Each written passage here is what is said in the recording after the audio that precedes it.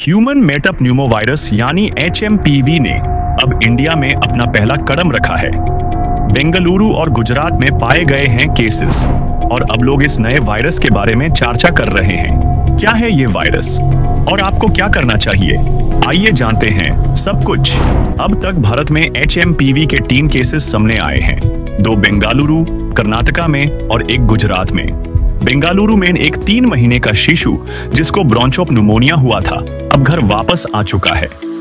वहीं एक और 8 महीने का शिशु अब भी रिकवरी स्टेज में है जो ब्रोंचोपन्यूमोनिया से पहले से जूझ रहा था। गुजरात में एक शिशु को भी HMPV पाया गया है जिसका कोई इंटरनेशनल ट्रैवल हिस्ट्री नहीं था, जो बताता है कि वायरस यह लोकल लेवल पर फैल रहा है। तो HMPV के लक्षण क्या हैं? ये वायरस फ्लू या कोल्ड के सिम्टम्स जैसे ही लगते हैं। बुखार, खांसी, नाक का बैंड होना या बहना, सांस लेने में दिक्कत या व्हीजिंग, थकान। सीवियर केसेस में यह ब्रोंकियोलाइटिस या प्नeumonia तक बन सकता है।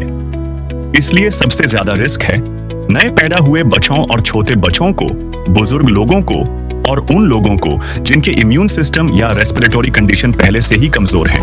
HMPV स्प्रेड होता है रेस्पिरेटरी ड्रॉपलेट्स के थ्रू जो कॉफ या स्नीज करने पर हवा में फैलते हैं। ये डायरेक्ट कांटेक्ट या कंटेमिनेटेड सरफेसेस को छूने से भी फैल सकता है। आपको सिम्टम्स 3-10 दिन में दिखने लग सकते हैं। सरकार ने कहा है कि घबराने की कोई जरूरत नहीं है।